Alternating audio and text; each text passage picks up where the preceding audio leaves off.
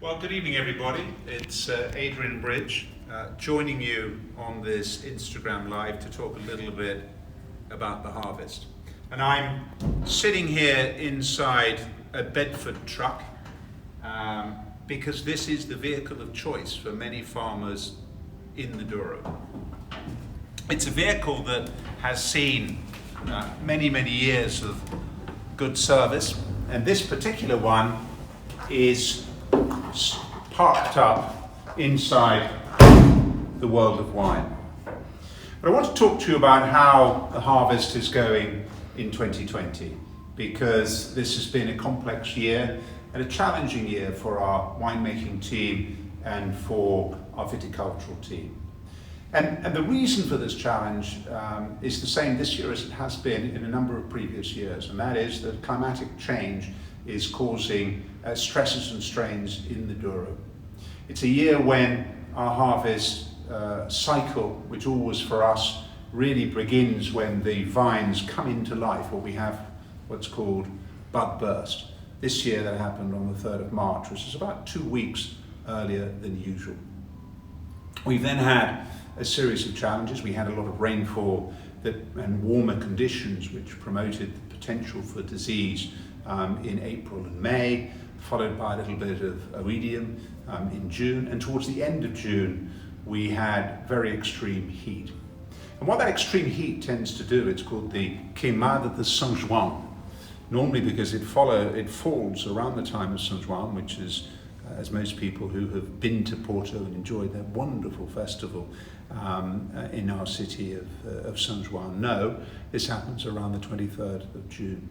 And what we get is not only extreme heat, and this year it was just under 41 degrees centigrade, but it happened with only 13% air humidity. So conditions are very dry and very hot. And one of the things you get in the Douro with the way that you prune a vine with the bunches of grapes off the cordon very relatively close to the soil is when the soil gets really hot, it reflects that heat and it tends to cause the vines to shrivel and the lower leaves to turn brown. And that's something that we've seen all over the Douro this year. It's interesting because obviously different varieties have been affected different ways and different planting systems have produced different results. And so if we look at some of the older varieties like Tinto Cão, that has not suffered the same way this year. But if you look at Triga Francesa, it has had a more challenging time. But anyway, across the Douro, we've got people delivering their grapes in these sorts of baskets. Historically, we'll have been used to seeing these rather large ones, which each weigh sort of 70 or 80 kilos, and what the typical harvest of many years ago would have had the young men carrying these large baskets full of these beautiful grapes all the way down to the winery. But today we're using these big plastic baskets, as you see here, the baskets allowing a degree of aeration. And we've got a number of different brands, a number of different producers in the Douro who have put their baskets on the back of this truck. Because I'm standing telling you this story about the harvest inside the world of wine, which is this new extraordinary cultural centre right in the historic heart of our port wine city centre, right in the heart of what's called Villanova de Gaia on the south side of the river. But this is this wonderful concentration of old port houses, and we've converted a number of them into experiences. And this experience is the wine experience. This tells the generic story of the importance of climate, of soil, of how you look after a vine, how you prune a vine, the different types of vine. And it also has a major section on harvest and follows the journey of the grapes all the way through the fermentation and then off through the presses into the barrels, into aging and so on. So it's a fantastic generic story about wine all over the world.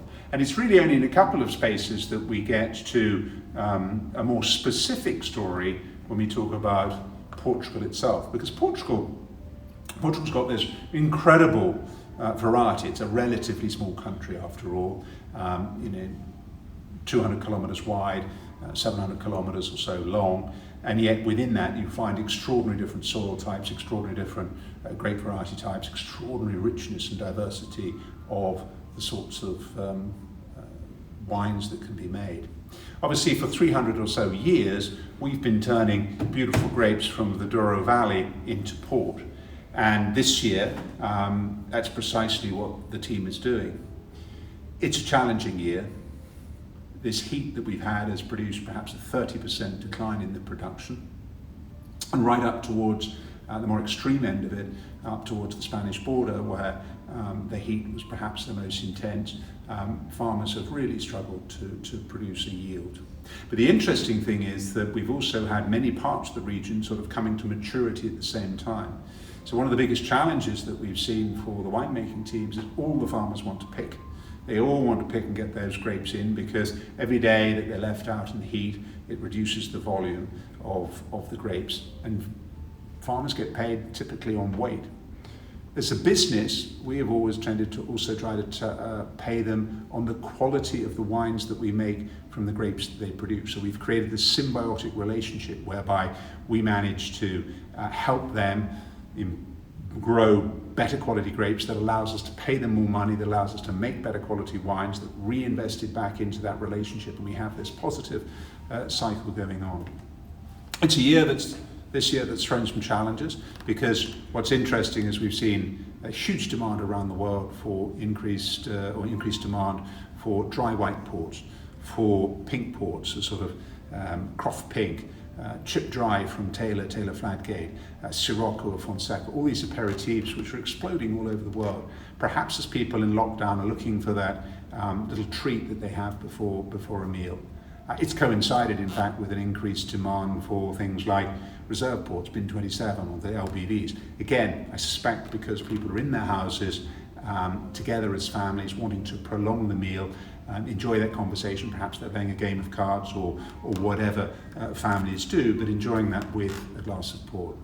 And so this year is a harvest with some challenges, but I have to say we are able to deal with those. And the reason we're able to deal with it is that we've been making port here for 328 years. The Douro has always been a hot region. The Douro has been a region that's incredibly well suited to making port. And in a challenging year like this, we can really see how those grapes can be turned into various different styles of port. With some of the more advanced and mature grapes, those are going to be ideal product for us to be able to blend into aged tawnies. With the white grapes that we planted, for example, up in Quinta de Casanova, that higher altitude providing the freshness that's going to allow us to make excellent Taylor's Chip Dry. So I'm not joining you from the harvest itself, because this year, if we were there would be a huge amount of noise, a vast amount of activity, and a lot of concentration of work, because this year we're unable to tread grapes, so we've had to concentrate a lot more into our existing wineries. But I was on the telephone a little earlier today with David Gimreins, who's the head of our winemaking team, and he is reporting to me that today so far has been excellent. I'll be up there tomorrow with him and the team. So before I leave this opportunity to tell you a little bit, I want to perhaps show one small wine we've made. This is what we call the historic collection. This is, in this year, we've introduced it in 75 CL, 750 ml, this very special bottle that dates from around about 730 and is part of 1730 and is part of our historical collection. And this is filled with a beautiful aged tawny, something that is blended by the team. It's probably somewhere in the region of 7 to 10 years old, but it provides all that lovely richness of aroma, the fantastic dried fruits, the almonds, the nuts, the freshness that you get, the lovely acidity that you get in an aged tawny. And this is a year in 2020 where we're going to be able to make a lot of this style of wine. It's a year that suits this. It's a year when these wines, I think, will really come to the fore. And that's good, because this is a style of port that is in growing demand around the world. So thanks very much for joining me on this Instagram Live. It's lovely to be with you, to tell you a bit about the harvest, and indeed to raise a glass to all of you thank you for listening. Thanks for drinking the ports. Thanks for being interested in what we do. But most of all, I hope that you'll be able to come here to Portugal to see next year's harvest and perhaps to have a chance to visit the wine experience here at WOW. Thanks very much.